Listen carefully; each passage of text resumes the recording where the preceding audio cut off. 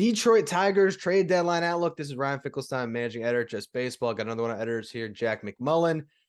Detroit Tigers. I'm looking at this article we wrote, and I mean, Robbie Grossman, maybe you get something. I don't know. Maybe someone throws you a lottery ticket. Jonathan Scope, I doubt it. Maybe a player to be named later, and it's a bag of baseballs. There's just nothing here. But the bullpen, surprisingly good. Michael Fulmer, Andrew Chafin, and there's the Gregory Soto possibility. Do you deal your cost-controlled closer and get a haul? We talk a lot about David Bednar. Soto, I mean, is he right there as far as value right now? I guess, and we were just talking about it before we hit the record button here. I mean, Gregory Soto hits arbitration for the first time this offseason. So you've got control, and you've got 3 arbitration years ahead of you in 2023, 2024, and 2025. That's his age 28, 29, and 30 seasons. So you've got a closer. And again, we know how volatile reliever, pedigree is. Like, we know how often good relievers become bad and how often bad relievers become good. That's just how bullpen arms work. But Gregory Soto is a 2-time All-Star, and he is a controllable 27-year-old fireballer. So I think that Soto could be the guy that gets you a haul because, like you mentioned, Scope ain't getting you anything. They might get Soto money from Moneyball. Like, Scope's not going to get you anything. Grossman's not going to get you anything. Pineda, what's he going to get you, man? I don't know. I think this team was expecting to be better than they are. And I don't think that anybody enhanced their trade stock so far this year. So if you have to deal Soto and you feel like you're getting a really good return, just rip it. Let me just throw something at you with the Mets background behind me here. Let's just say the Mets are looking and they're seeing the price on Wilson Contreras and like, it's too much. And they say, you know what? Let's just kind of roll with what we got here.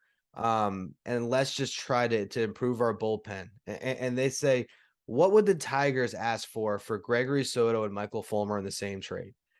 So now all of a sudden, if you're the Tigers, what if you can get a Mark Vientos and you can get one of these top prospects? Maybe you get a pretty big package around that as well, but you can get a piece here that can be, a guy that can hit 40 home runs in the big leagues at some point in the near future in your lineup for a couple of relief pitchers. That's what you could have with contenders if you trade Soto. And if a team really wants to boost their bullpen, you put Fulmer in that deal too. I mean, anyone wants to overhaul that pen. That's a package that I think is really enticing. Okay. Host of Locked On Mets, Ryan Finkelstein. If I say you get Gregory Soto and Michael Fulmer for Mark Vientos and Nick Plummer, what do you say? It's, what? It hurts me because there's still the part of me that thinks the Mets are looking for a right-handed complement at DH, and I think Mark Vientos is the guy. So there's still the part of me that doesn't want to see this guy who I've been following and think he's going to be a legitimate big-time bat leave. With that said, this is your window to contend. And if you're telling me right now that you get a closer with control when you got Edwin Diaz about to make $20 million a year, yeah, and you get Michael Fulmer back, a little bit of, full circle after trading with the 2015 deadline, the last time you went to a World Series, and you give up a guy that doesn't have a position that's blocked by Pete Alonso anyway, yeah, I do it. And, hopefully Vientos has a nice career, but for this season, those two pieces in the Mets bullpen puts them over the top. What do you lose if you move Vientos? You lose the backup option to either Pete Alonso or Brett Beatty, right? Yeah. If Alonso and Beatty work out the way that we think they're going to work out, there's no spot for Vientos. So it would be inevitable. He would either have to move to a corner outfield spot or he becomes trade bait again. I think if you got Gregory Soto, and I think Uncle Stevie's going to pay Edwin Diaz. Oh, yeah. I think they should. He's a fan favorite. So getting a great and a 2-time All-Star closer to turn into your setup man right after you trade Colin Holderman for Vogelbach, that would be awesome. That's just another bullpen piece. And then Fulmer turns into a 7th-inning guy too. I think about what the White Sox did last year, adding both Craig Kimbrell, who was a closer they turned into a setup guy, and Ryan Tepera, who is a setup guy that they turned into a middle innings guy. That's what the Mets are looking at right now. And I think that would be perfect. Vientos gives the Tigers an opportunity to add another power bat. And we saw how much Spencer Torkelson was struggling. And then give me Nick Plummer, too. Take the flyer on the AAA outfielder who's from a suburb just north of Detroit, too. He's coming home. Cue the Kanye West song.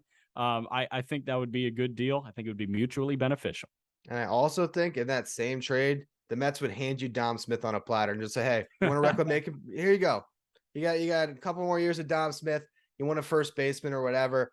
JD Davis can be had in those type of trades also.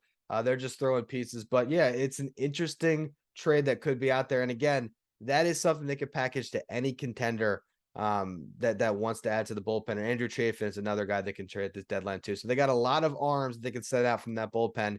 And considering where they're at right now, why are you hanging on to relievers? Sell. Try to improve that farm system. That is our outlook on the Detroit Tigers. We got 30 outlooks, 30 teams. Go to the State of the Division YouTube to check those out for the video form. We got the audio at State of the Division and all the write-ups at justbaseball.com.